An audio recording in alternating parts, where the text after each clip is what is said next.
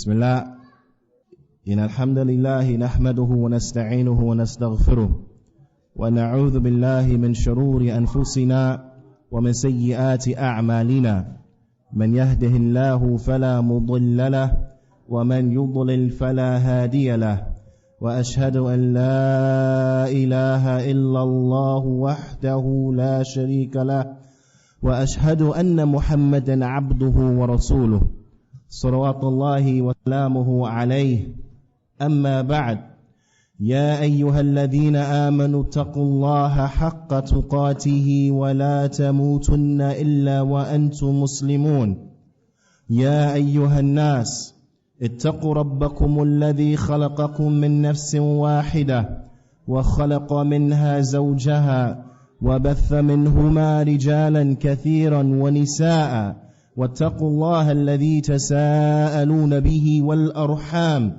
إن الله كان عليكم رقيبا يا أيها الذين آمنوا اتقوا الله وقولوا قولا سديدا يصلح لكم أعمالكم ويغفر لكم ذنوبكم ومن يطع الله ورسوله فقد فاز فوزا عظيما أما بعد فإن أصدق الحديث كتاب الله وأحسن هدي محمد صلى الله عليه وسلم وشر الأمور محدثاتها وكل محدثة بدعة وكل محدثة بدعة وكل بدعة ضلالة وكل ضلالة في النار ثم أما بعد.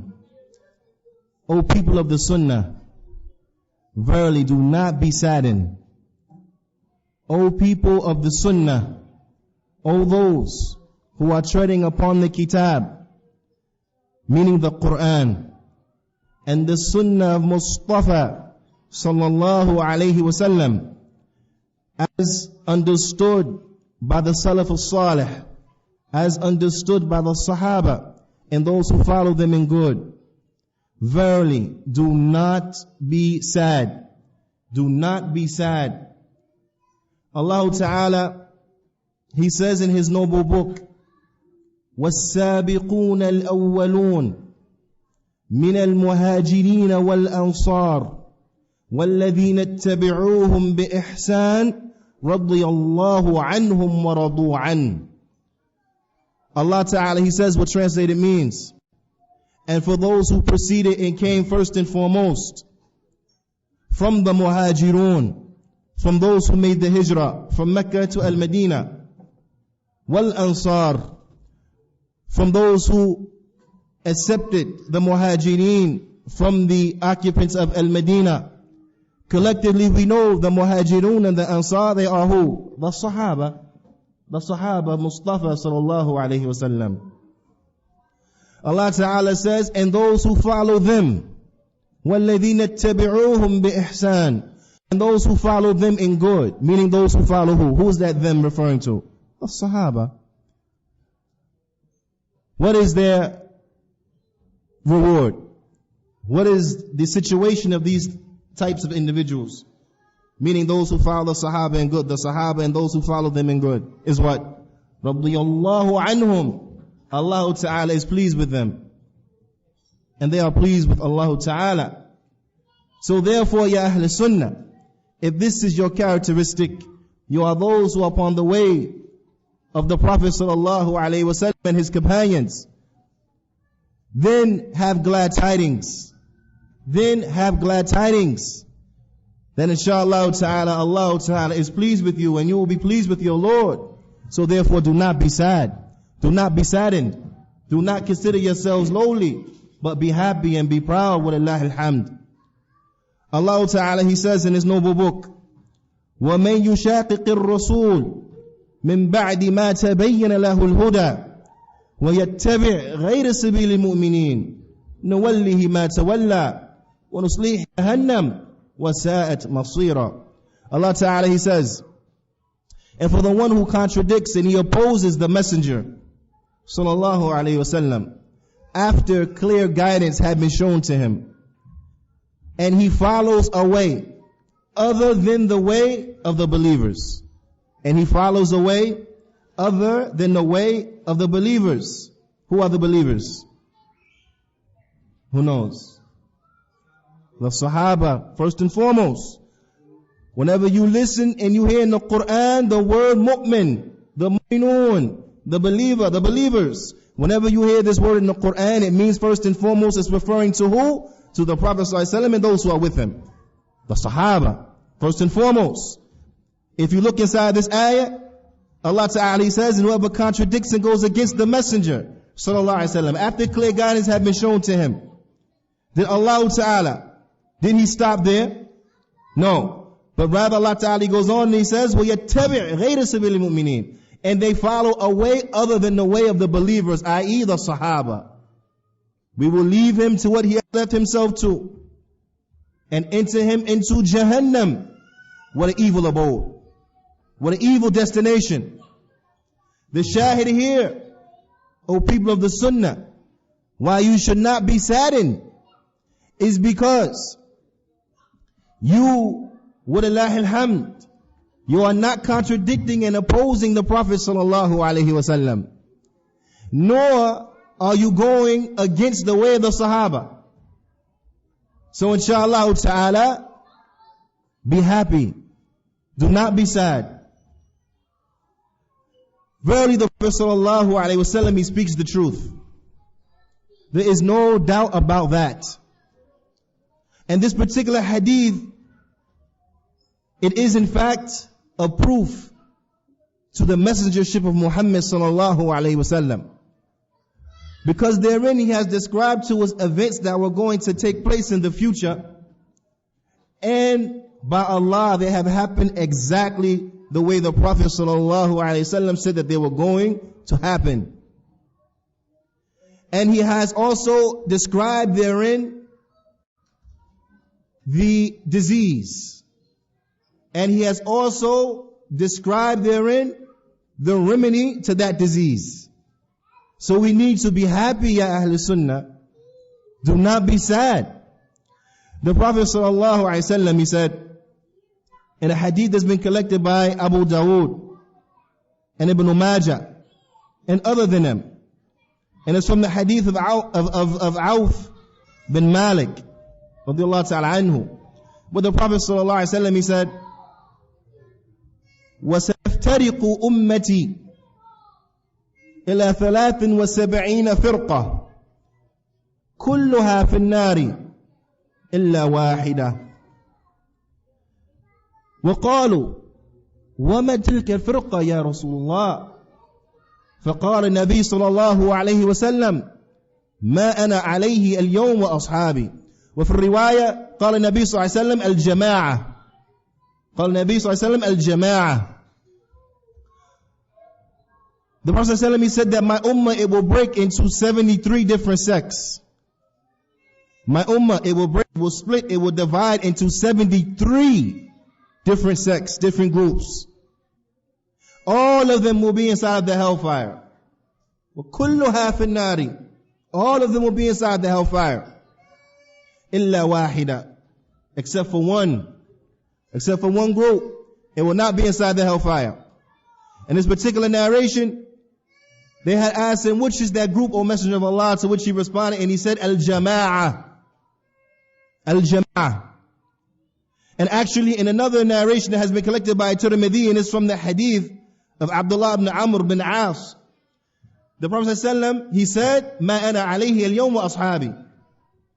And the Imam of our time, the Muhaddith al-Sham, Imam Nasruddin al-Albani, he said that this narration, where it says, "Ma ana alayhi al-yawm wa ashabi," what I am upon today in my Sahaba, it is an explanation to the narration which says al-jama'ah. Because in one narration, when they were asked, and who are this one? What is this group that will be successful? The Prophet ﷺ, and safe from going to the hellfire. The Prophet ﷺ, he said, al-jama'ah. Al-jama'ah, the group. Right? But don't be confused into thinking that the group means that there will exist a large number. That it necessitates by group al-jama'ah that there will be multitudes and multitudes and multitudes of people, as we will come to see and understand.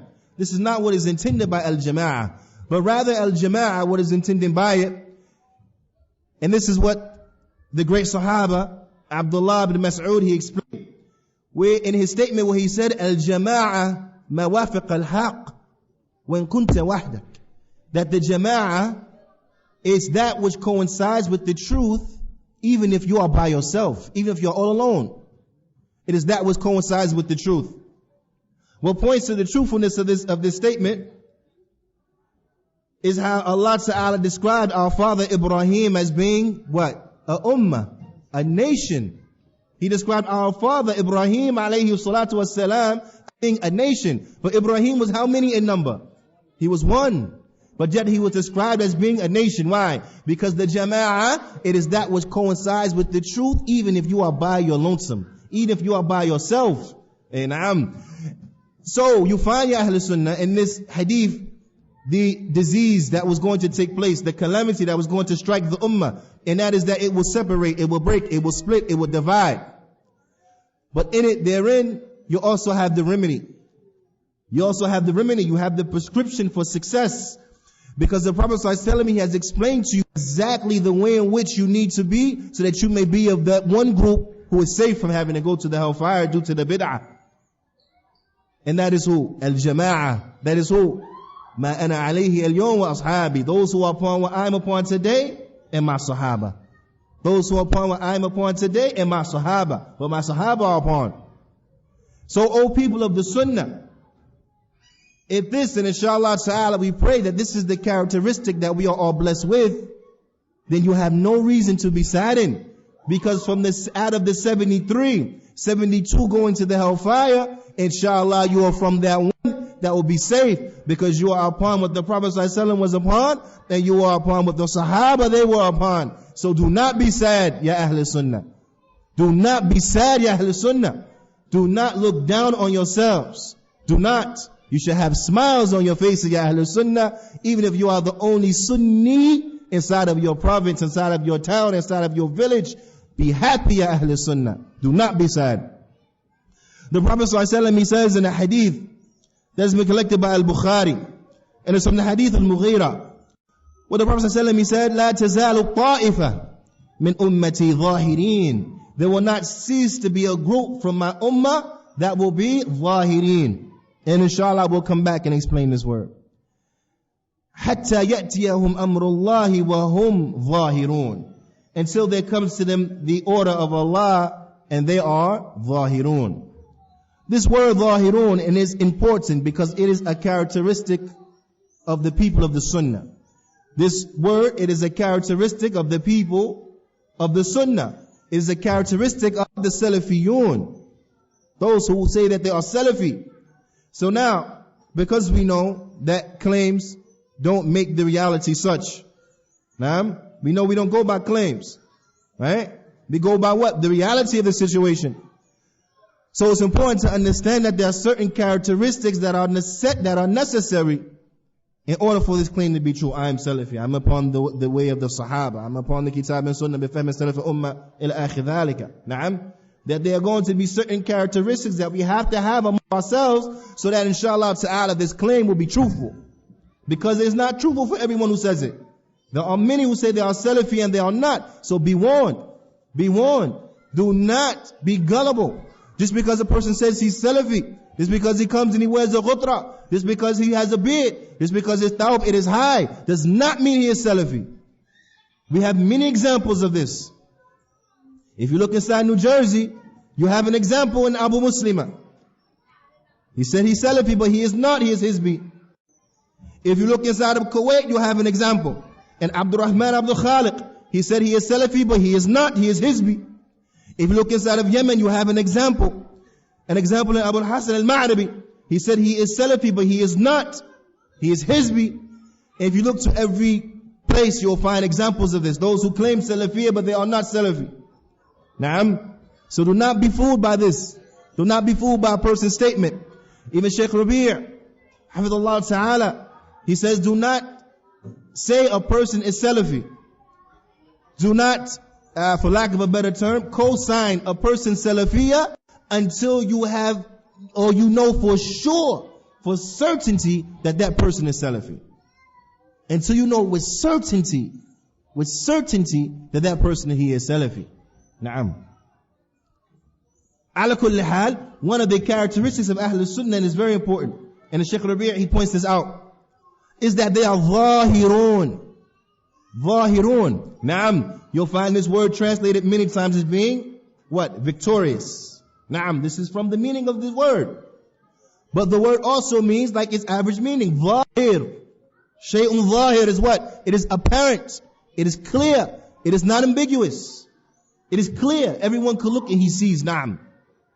So a person shouldn't have to look and guess. Well, I don't know, maybe. Some things yes, other things no, I don't know. La. Ahlus Sunnah, they are zahirun. They are clear. They are apparent upon the truth. They do not mix the truth with the falsehood, but they are clear and they are apparent upon the truth. This is a very important characteristic. But I don't want to leave it like that without giving you an example so that we bring the understanding closer to home. Because we have a calamity that happens so often. And this is when the people of the Sunnah, or the people who claim Salafiyah, they mix with the people of Hizbiyah. They mix with the Ikhwani. They mix with the Tablighi. They mix with the Sufi. They mix with the Sururi. They mix with the Qutbi. And the like. Now, when an individual does this, and we understand and giving them an excuse, the people, they are three types. One, he claims that he's Salafi, but he really is not Salafi. He wants to fool and trick people. He wants to belie the Sunnah in the name of the Sunnah. He wants to fight against Salafiyah in the name of Salafiyah. This one, this tricky one. This deceitful individual. He says he's Salafi, but he's not really Salafi. Like the ones we mentioned. Abu Muslima, Abdul Rahman Khalik, Abu Sama, on and on and on. Right? And then you have another one who he says he's Salafi, but he doesn't know anything about Salafiyah. He's totally ignorant. He doesn't know anything about Salafiyah. Tayyib? And then you have the one who he really is Salafi, but he doesn't understand the issue well. He doesn't understand this point good. And it's because of that lack of knowledge that he mixes with them. So for the one who's Salafi, for the one who shows us Sunnah, we give him advice. But the point I want to make is that what? If you have a Salafi, right? And he sets up camp inside of the place of Hizbiyah. If everyone is mixed in it all together, how in the world can you accomplish this characteristic of being clear and apparent? Because if it's Masjid Fulani, for example, and some of the people there who speak they're Salafi, some of the people there who speak they are Hizbi, from whatever type of Hizbiyah they are from, for the layman, for the common person who wants the truth, how can he possibly find it and he cannot distinguish between the truth and the falsehood? So he goes there on one day and he catches the class of brother Salafi Fulan. So he says, Naam, I like what I hear from the Qur'an, the Sunnah, okay. He comes back the next day and it's Hizbi so-and-so. And he mentions as well Qur'an and Sunnah. Because don't be fooled. There's a single mubtadi'. There's not a single mubtadi', not a single innovator except that he claims Kitab and Sunnah.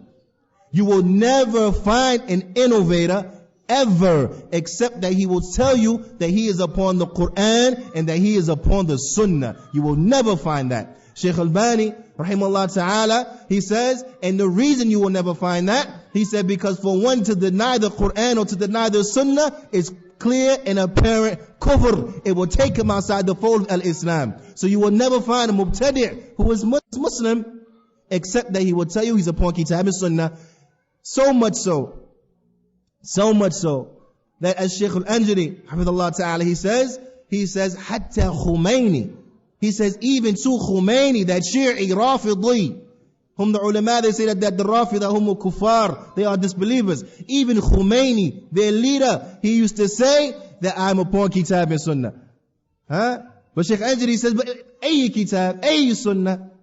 What Kitab was he possibly upon? What Sunnah? But the point is that even he made that claim. So you can't use it as a frame of reference if he quotes ayat or hadith or not. You can't use that because all of these 72 sects that will be inside of the hellfire for a portion of time and the like, they quote from the Kitab and the Sunnah, and they claim Kitab and Sunnah. So this one, he goes in now, is Hizbi man turn. How can he distinguish? All he knows is Kitab and Sunnah. He may get a principle today that's good. He may get a principle tomorrow that's bad. He may get an aspect today that agrees with the Salaf. He may get an aspect tomorrow that does not agree with the Salaf. But he cannot distinguish. How can he know? How can he benefit? How can he truly be upon those who are upon what the Prophet ﷺ and his companions were upon? He will not be able to do that. And you as the Salafi, you would have aided him in his confusion. Why? Because all he sees from the outside is, this is Masjid so-and-so. I see you there. Alright? I see him there. The assumption is the masjid must all be upon the same thing. Right? If you're there and he's there and they let you be there, then you must like each other somehow. You must have some type of cooperation with each other. Right? So if you're all there, then maybe you all must be upon the same thing. So if you're good, then he must be good. And vice versa. Utterly confused. Utterly confused. And this will be in contradiction to the characteristic of being clear and apparent.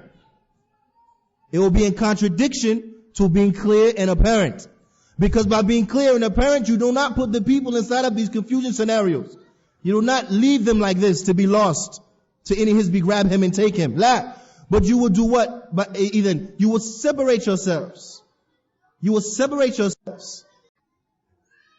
The Mashaykh, they were asked, it was Shaykh Rabi' and Shaykh Muqbil with some students and others. They were asked, or Shaykh Rabi', he was asked, what is the most identifying characteristic of Ahlus Sunnah wal Jama'ah? What is the most identifiable characteristic of Ahlus Sunnah wal Jama'ah? And Shaykh Muqbil, he pointed to Shaykh Rabi' and he said, I will answer. Na'am, the Imam al-Wadi'i. He told Shaykh Rabi', Hafidhullah Ta'ala, I will answer this question. He said one word. One word. He said is what? Distinction. Distinction. They are distinct. They don't let the dawah become clouded. They don't leave it up to become confusion. But they are what? They are distinct. They are distinct. So if we go back to, with all this in mind now, we go back to our scenario of being zahirun, clear and apparent upon the haqq. How would one accomplish that then? Would he accomplish that by setting up his camp inside of the Hizbi Masjid? Because it has a beautiful rug, it has a chandelier, mashallah, costs more than the whole neighborhood. Does he set up camp there because it's warm and it's cozy and it's comfortable? And they say, okay, la bash, yeah, you come. Or will he go to a dilapidated storefront, so small, fit 5 people, that's it, and he teach the Sunnah and be patient until Allah Ta'ala blesses them with more? How will he accomplish that? That clarity. Of course, by what? The latter. He being patient, whatever he has, and he works upon that. So much so that Shaykh Muqbil rahimahullah ta'ala, he says, even if you buy land and you set up just the ropes that cordon off your land, or where the masjid will be, inshallah, sometime in the future, and you pray outside like that. You pray in the ropes where the masjid will be sometime in the future. Now is a field, is gravel, is dirt, is grass, but you put your rope and you pray there. He said this is better for you than you praying with the hizbi. He said why? He said because at least then you will show to the people that you have integrity. You will show to them that the people of the Sunnah, we have integrity. And we're not going to compromise our da'wah. We're not going to compromise our da'wah. Because what's most important is that we are clear and that we are apparent, so that we give the da'wah to mankind, warning for them that which is best. But not that we compromise in our da'wah so that we can have the beautiful rug and the chandelier. Yeah, like that. Clear and apparent, ya ikhwah. This is so important. This is so important. This is too important, ya ibad. And just think back to yourselves, however many years ago it may have been, when you wanted the truth, but you didn't quite know what it was. Imagine yourself in that situation. You come in there one day good, next day bad. How would you know? You would not know. You would not be able to distinguish. Naam? And then would that person who claims the Sunnah and he claims to want good for the people, would he have done right by you? No, he would not. After knowing, you may become angry. How could you leave me like that? You set me up. I could have went either way. I could have went with the tabligh. Why would you do that? And bila shak, Allah Ta'ala, He guides whom He pleases, and He leads astray whom He pleases. But like Shaykh Ubayd ibn Jabir, he said, it's only upon us to give the da'wah in the best way. To give the da'wah in the best way. Most clear terms possible. After that, whoever accepts it, accepts it. Whoever doesn't, does it. But by us being mixed like this, then we are not giving the da'wah in the best possible way. We're not giving it in the clearest of terms. But we're just adding to the people's confusion. So be warned, ya ibad. This is a very important characteristic. Ala kulli hal, therein also is a sense for you not to be sad. Because the Prophet ﷺ, he said that there will not cease to be a group of the ummah except that they will be clear, apparent, victorious. And they will be like this until the order of Allah Ta'ala comes, and they will be clear and apparent and victorious. You have another narration from the nation of Muawiyah, radiyallahu ta'ala anhu, fima rawahu Bukhari wa Muslim, and that which has been collected by Bukhari wa Muslim. Where the Prophet ﷺ, he said, لا تزال طائفة من أمتي قائمة بأمر الله. There will not cease to be a group from my ummah that will be establishing the order of Allah Ta'ala. لا يضرهم من خذلهم. They will not be harmed by those who abandon Him. ولا من خالفهم. And they will not be harmed by those who contradict them and oppose them. نعم. حتى يأتي أمر الله وهم ظاهرون. شوف هم ظاهرون على الناس. They will be like that until the order of Allah comes, and they will be clear, apparent, victorious over the people. So this is a very important characteristic. We must be clear, we must be apparent, we cannot allow or compromise the da'wah because of this or that. As Shaykh Muqbish always say, do not sell your minhaj, do not sell your da'wah for the Kuwaiti dinar. Meaning by the Kuwaiti dinar, because Abdul Rahman Abdul Khalid, they're giving people money. One fight against Hizbiyah, one today, he get on the payroll, now he's a Hizbi tomorrow. Do not sell out the da'wah. Do not sell it out. Not for a conference, not for a gathering, not for Eid festivities. Do not sell out your da'wah. Naam. You separate yourselves, and you as Ahlus Sunnah, you together, and you do your functions together. And if they want to come, ahlan wa sahlan, no problem. They're welcome. They can come, they can join. But you do not go to them. Because in this situation, you will have the upper hand. You will be controlling of the environment. Okay? So won't be no mixing, won't be no music, won't be this, won't be that. If they want to come in and join, ahlan wa sahlan. But for you to go to them, and they, when they're not. So be warned, ya ibad. This understanding of being clear and apparent is very, very, very important. And of course, the one who is rational, he will say, if we were to really implement these things as they should be implemented, right? I don't think I'm going to have a lot of friends, correct? Most of mankind is not really going to like you like that, right? Most of the Muslims, they're not going to accept you. If you go to them and you say, la akhi, you cannot, you should not be telling the kids they should read from books, say qutub. Or, no, akhi, you should not tell the children they should be watching, whatever, on the television. No, akhi, we have to believe properly in Allah Ta'ala. Allah Ta'ala is not everywhere. Allah Ta'ala above His throne, as He's explained to us. What do you think will happen if this were to increase? A lot of people will not like you, hatta from the Muslimun. Okay? Is that a bad thing? Ya ibad? No, it's a good thing. Why? Because the Prophet ﷺ, he speaks the truth. The Prophet ﷺ, he speaks the truth. And he told us this was how it's going to be. The Prophet ﷺ, he said in authentic hadith, as been collected by Bukhari or Muslim, the Prophet ﷺ, he said, Bada al-Islam ghariban.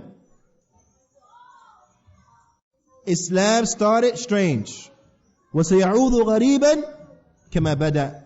And it shall return to being strange just like it started. فَطُوبَى لِلْغُرُبَاءِ. So Tuba is for the strangers. What is Tuba? Naam. Tuba, they say it is success. Naam, it's success. It is also the name of a tree in Jannah.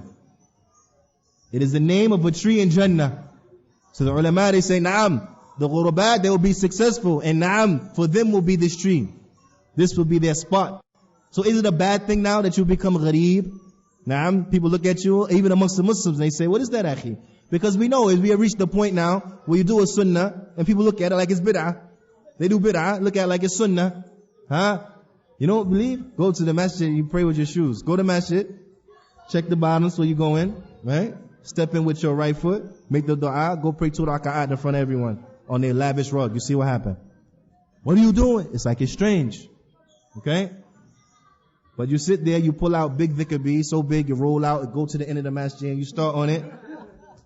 People might say, MashaAllah, where you get that? I want to go get me one. You see, the affair has flipped. So the sunnah has become strange.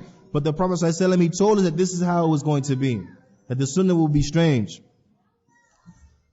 In another narration, they had asked, Mal ghuraba? Who are the strangers? Who are the strangers? The Prophet ﷺ, he said, الَّذِينَ يُصْلِحُونَ عِنْدَ فَسَادِ النَّاسِ. He said, those who yuslihun, and in one narration, yaslihun, عِنْدَ فَسَادِ النَّاسِ. He said, those who, if you say it with a dhamma, yuslihun, then this means that those who correct the affairs of others, those who are rectifying the careers of others, عِنْدَ فَسَادِ النَّاسِ, when the people have become corrupt. Naam. If you say yaslihun, then it means those who correct themselves when the people have become corrupt. The ulama, they bring it with both readings because they're both true. Because the reality of it is that al-faqidu shay la yu'tihi. Naam, the one who is deprived of something, he will not have the ability to then therefore give it. Okay? It's like if my cup is empty and you say, Akhi, can I pour me something from your cup? I can't, it's empty. But if I have something in my cup, you say, pour me something, I can give it to you, I can pour you some. So the one who is deprived of something, he will not be able to give it. So with this being the case, the one who has not rectified himself, he will not have the ability to rectify anyone else. So this also is another characteristic of Ahlus Sunnah wal Jama'ah, is that they are those who are rectifying themselves and others. They are those who are rectifying themselves and others. So this should encourage us to what? To study, to learn. Not talk about Salafiyah. No. Learn Salafiyah. Be Salafi. Naam. They asked Shaykh Rabi', Hafidhullah Ta'ala, about some questions and things like that. The Shaykh's answer was, just be Salafi. Very simple. Just be Salafi. This is where it is at. Naam. So don't be of those who like to speak about it, but be of those who are actually living it. They are about it. They are upon it.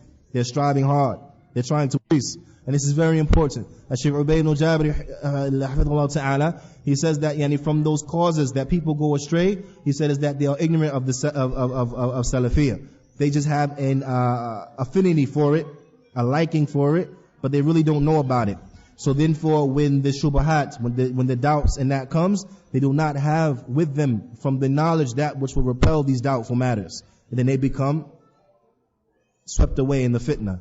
They were Salafi before, now they become Ikhwani. Now they become Hizbi wa ya'adhu billah ta'ala. So it's very important that we understand and we learn and we study.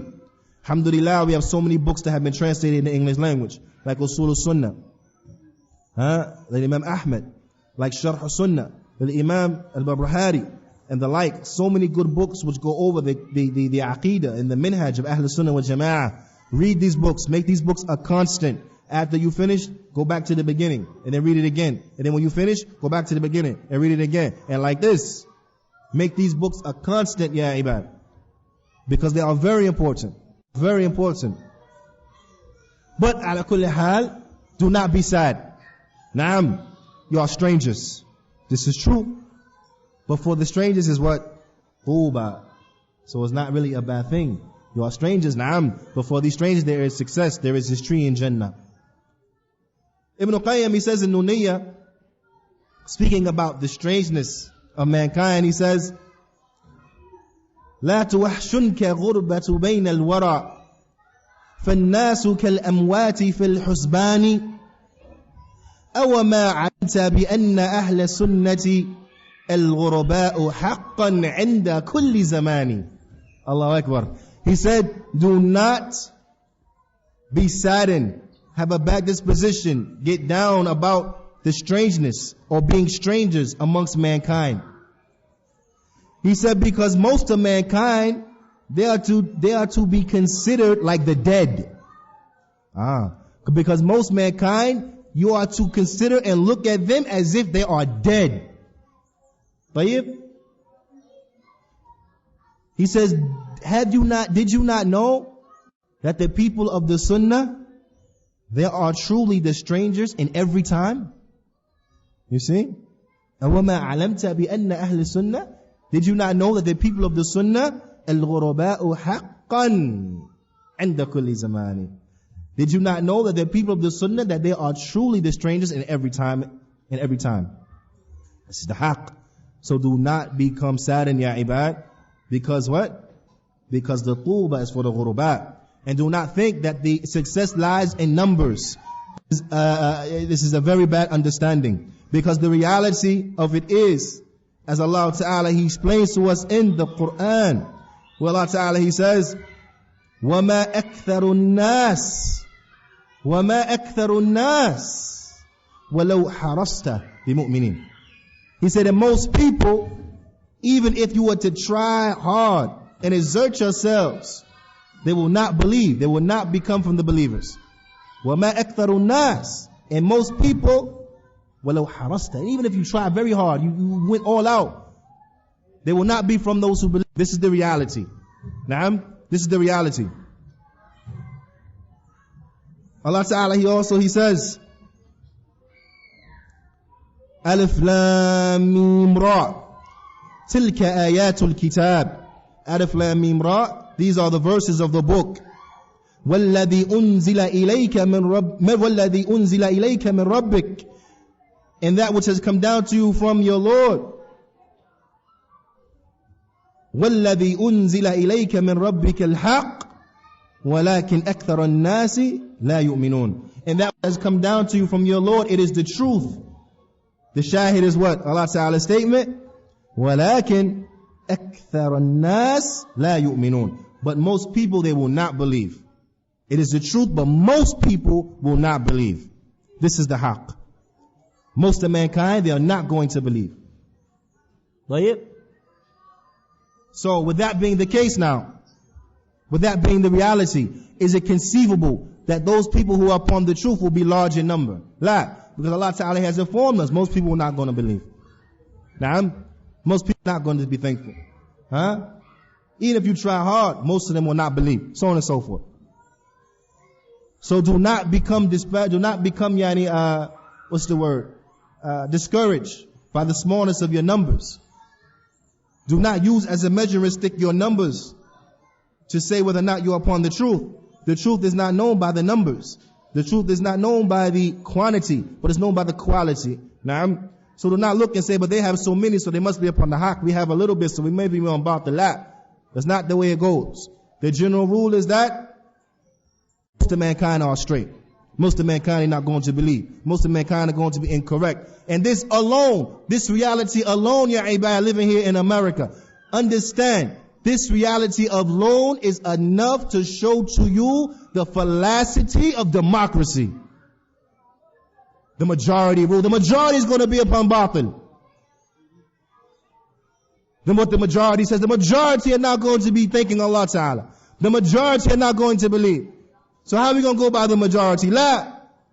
We go by the haqq. This is our measuring stick. And it shows you enough, this reality shows you enough that democracy is batil. And these ayat are enough to prove to you and are enough to belie all those foolish ones who want to say that democracy is an Islamic concept. It is not. As Sheikh Muqbil, Imam al-Wadi'i, when they asked him about democracy, he summed it up in 2 words. He said, "Ad-democracy al-kufr."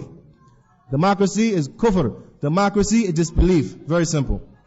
Ala kullin, Al-Fudayl ibn Iyad, inshallah ta'ala, this is what we want to close with. Because bila shak ya ibad, this da'wah is a da'wah that is lonely. It's a lonely da'wah.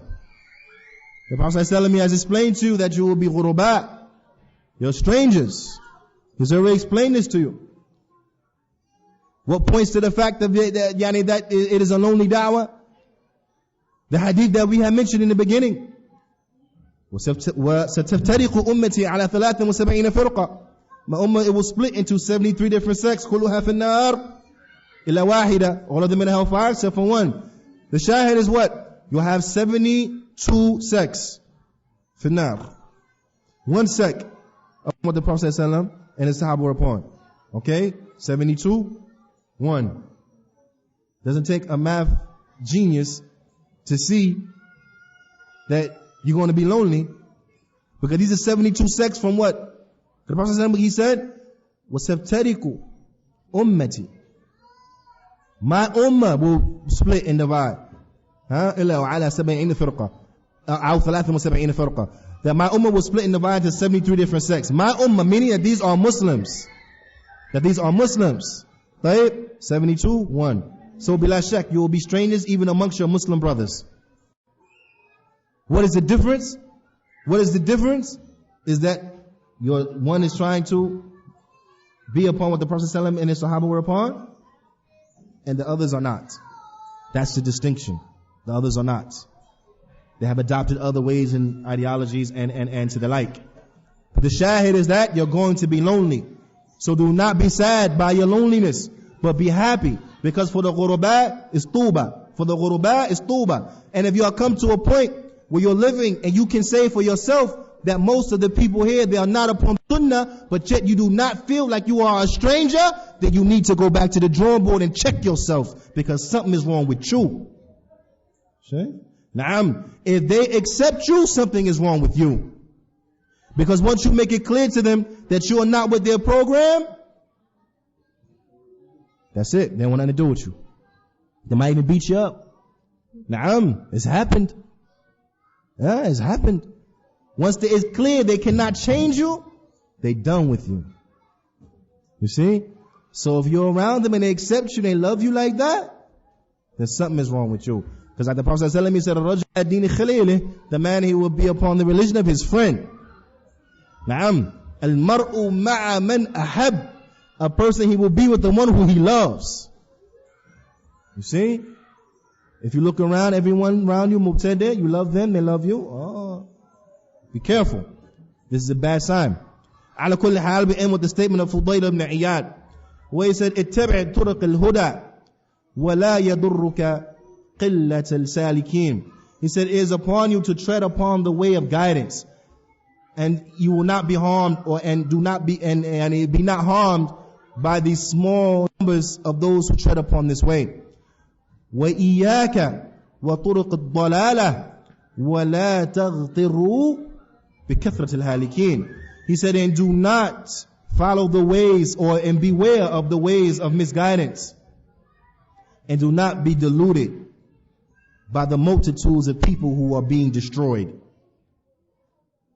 Na'am. Do not be deluded by the multitudes of the people who are being destroyed. Again, that statement from Fudayl ibn Iyad. And follow the ways of guidance, and be not harmed by the small numbers of the people who tread upon that way, and beware of the ways of innovation, and do not be deceived by the multitudes who are being destroyed. نكتفي بهذا القدر. Inshallah ta'ala, we'll finish up in our next sitting and continue where we had left off, inshallah. ولكن الآن نكتفي بهذا القدر. وصلى الله وسلم على نبينا محمد وعلى آله وصحبه أجمعين. وآخر دعوانا أن الحمد لله رب العالمين.